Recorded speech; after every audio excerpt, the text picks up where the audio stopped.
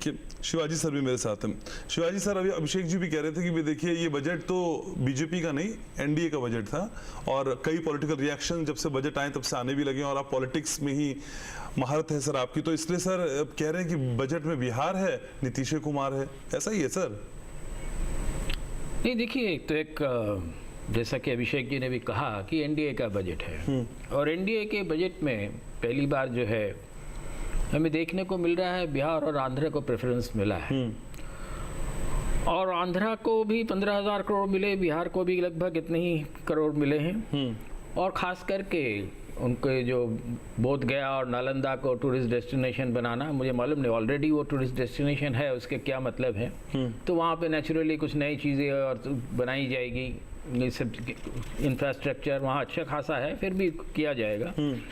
और वैसे ही आंध्रा को जो है अगर आप देखें, उनको पानी, बिजली, सड़क, फूड प्रोडक्शन और ये भी कहा गया कि आपको एडिशनल एलोकेशन भी जो है हम देते रहेंगे। तो तीसरी चीज़ जो है, जो कलकत्ता से अमृतसर का जो इंडस्ट्रियल कॉरिडोर है उसका भी सबसे ज़्यादा अगर बेनिफिट किसी को है तो बिहार को है। उसी तरह आंध्रा का भी जो है विशाखापट्टनम से चेन्नई और एक और है, 2 कॉरिडोर्स जो हैं वो आंध्रा को फ़ायदा करेगा। तो ये सारी चीज़ें जो है डेफिनेटली, देखिए ये आप कह सकते हैं कि पॉलिटिकल इकोनॉमिक डिसीजंस हैं और बिहार भी चाह रहा था, नीतीश कुमार चाह रहे थे और उनका स्टेटमेंट भी था कि नहीं सर, आपका अनुभव क्या रहा है? क्या ये दबाव में लिए गए फैसले हैं? क्या ये गठबंधन की मजबूरी है जो फैसले लिए गए, या फिर बिहार की वो वाकई जरूरत थी? और बिहार भी देश का ही हिस्सा है, अगर उसे कुछ मिल गया, तेलंगाना भी देश का हिस्सा है, तो जितने देश के हिस्से अगर उनको मिल गया उसको पॉलिटिकल चश्मे से देखना क्या सही है, या फिर वाकई जिसका जिक्र अभिषेक भी कर रहे थे या फिर जिस तरह के रिएक्शंस भी आ रहे हैं वो ठीक है?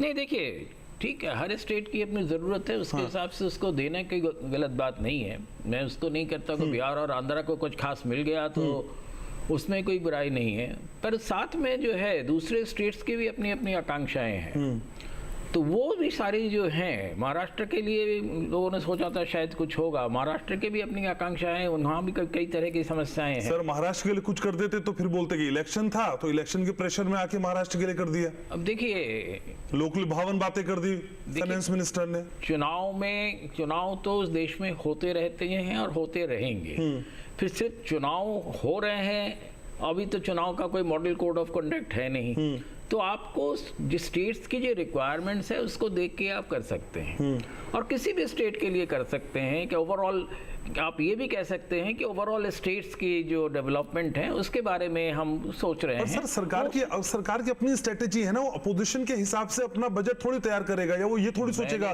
कि मैं ये बजट तैयार करूंगा तो फला मंत्री ये, फला सांसद ये कह देगा, फला पार्टी का ये मुझको कह देगा। सर उसकी अपनी स्ट्रेटेजी, अपनी प्लानिंग है और सभी करते ही है ऐसा। आपकी बात सही है, मैं इसको अगर अब देखें हम socio economic point of view से, अलग अलग स्टेट्स की अलग अलग नीड्स हैं और कई स्टेट्स जो हैं, पहले से भी स्टेट्स जो हैं फाइनेंस कमीशन को भी स्टेटमेंट दे चुके हैं और भी दे चुके हैं कि उनको तरह तरह की ज़रूरतें हैं और मल्टीलैटरल डेवलपमेंट जो बैंक से अगर एड लेना है तो सिर्फ बिहार और या आंध्रा के लिए होगा, तो दूसरे स्टेट्स को भी क्यों नहीं वो फैसिलिटी हम दे सकते हैं। तो ये मैं कह रहा हूँ कि एक ओवरऑल लेवल प्लेइंग फील्ड जो है उसके बारे में हमें सोचने की ज़रूरत है।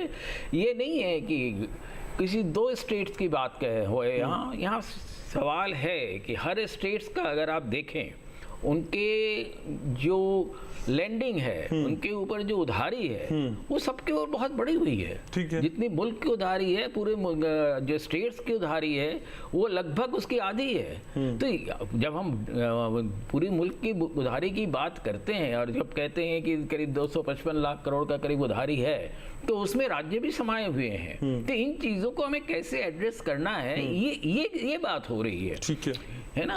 तो हम जब बात करते हैं कि ये चीज़ें होनी, अब इंडस्ट्रियल कॉरिडोर जो है तो उत्तर प्रदेश से भी जा रही है, उत्तर प्रदेश की भी ज़रूरतें हैं, पंजाब से शुरू होती है, तो ये चीज़ें सर फिर उत्तर प्रदेश को दे देते तो बोलते वहां पे आप ही की सरकार थी तो वहां पे आपने दे दिया। सर नहीं, सवाल तो कई तरीके से उठ जाएंगे सर, सबको सेटिस्फाई करना, सबकी टिप्पणियों से बचने के लिए कुछ करना, वो तो फिर अजीब हो जाएगा। सर घनश्याम जी, बजट जो है एक केंद्र सरकार का पूरे देश के लिए एक प्रोसेस है, और उस प्रोसेस में मैं समझता हूँ कहाँ किसकी हुकूमत है ये ना देख के किस स्टेट की क्या रिक्वायरमेंट है, किसकी क्या जरूरतें हैं, उसको देखने की हमें जरूरत है। चलिए, तो जहाँ कृषि की जरूरत है आप उसी के हिसाब से कीजिए। ठीक है, तो बजट को राजनीतिक चश्मे से भी देखा जा रहा है और कई रिएक्शन उसके मुतालिक आ रहे हैं। मैं आपके लिए नहीं कह रहा सर, अपोजिशन जो कह रहा है उसके हिसाब से भी कई रिएक्शन आ रहे हैं। आप मेरे साथ रहिए सर, एक छोटे से ब्रेक के लिए हम यहाँ रुक रहे हैं। सच के साथ कार्यक्रम है और बात एकदम सच से होती है,